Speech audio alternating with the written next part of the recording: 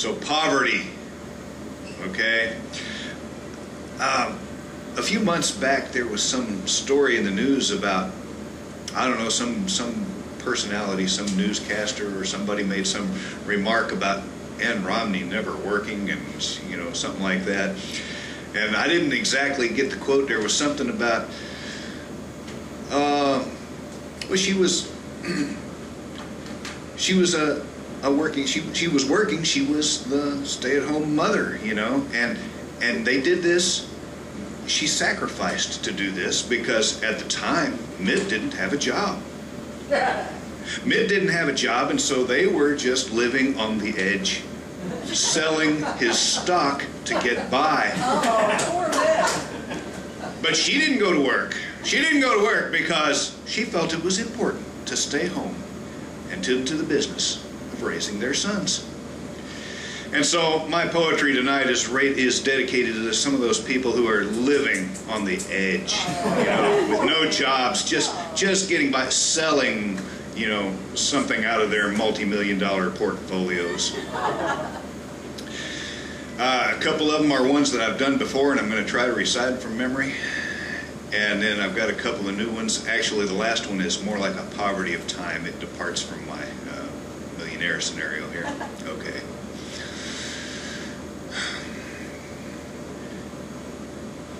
This one is called Darkened Glass, or Through the Darkened Glass.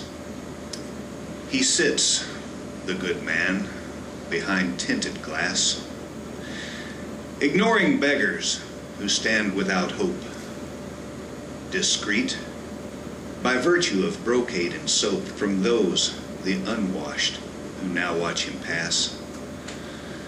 The son of a scion, an upper-class man, with the burdens of wealth he must cope, such burdens unknown to those without hope, who beg alms unseen through his darkened glass.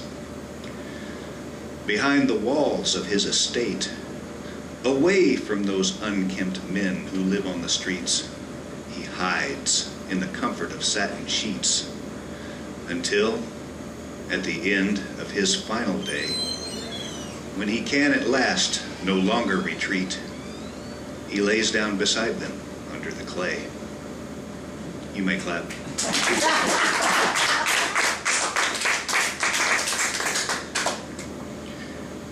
The greedy lords of finance have no shame at market failures wrought by their design. And with our Congress bought, they shirked the blame when surely men of honor would resign. 'Twas they who rode with glee this bubble high. 'Twas they who sneered and watched the market crash.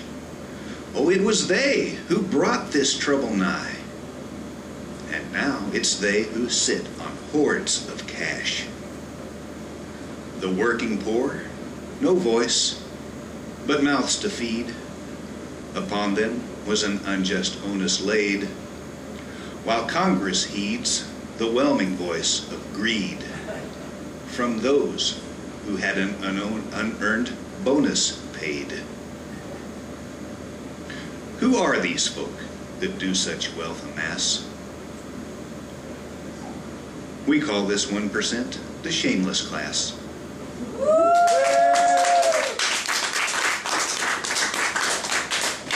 Okay, I wrote this one this week. It's not as good as the others. Sorry. How poor are they who sell their blood to buy a flask of cheap red wine? How poor indeed. Those unwashed men who in the gutter lie, lost souls, unloved, bereft, forgot, in need. How poor are they whose labor buys their pay, their bodies bent and aching from their toil, which earns enough to eat another day, and thus to keep them working in the soil. But they who spin their gold as if from flax by trading on the toil of lesser men may take their ease at evening and relax, secure and smug, their hearts content within, deserving wealth, though not by labor bent. Their happiness is simply heaven sent.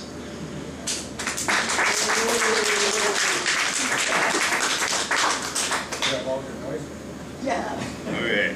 All right. A friend of mine called and left a message on my machine. He says, say, Mike, I seem to have misplaced the last 40 years. I wonder if you know where they are.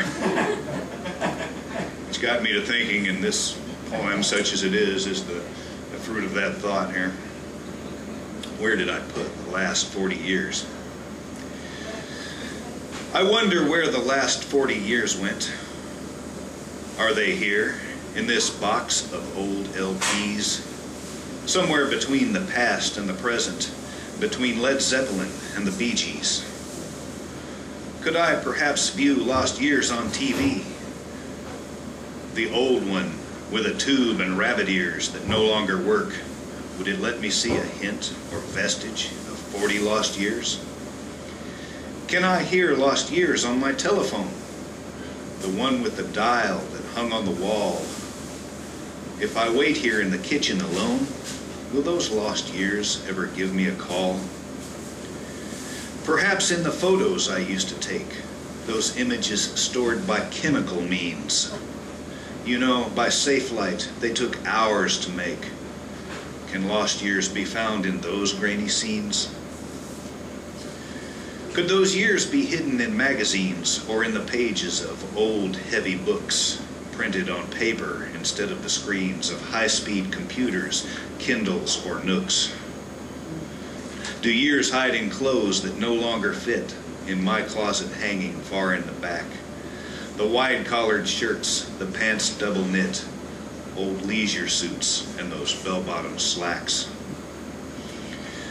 Do lost years hide in the lines of my face, beheld in the mirror through bleary eyes of an old, weary soul, barely apace of new technologies as they arise?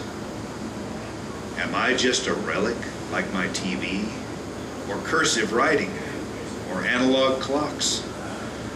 Perhaps I am doomed forever to be a cathode ray tube in a square box.